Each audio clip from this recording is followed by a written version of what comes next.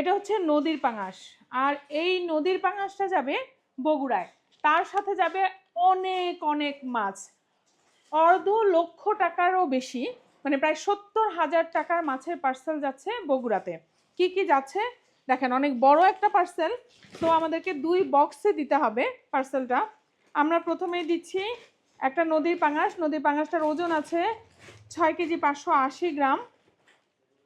আর তার সাথে কি কি আছে দেখেন, যাবে হচ্ছে নদীর চিতল, আছে হচ্ছে ভেটকি কোরাল, হ্যাঁ এটা হচ্ছে সাতক্ষীরা অঞ্চলের ঘেরের ভেটকি কোরাল, আছে নদীর রুই, এবং সবচেয়ে আকর্ষণীয় মাছ সেগুলো হচ্ছে চাঁদপুরের লোকাল ইলিশ।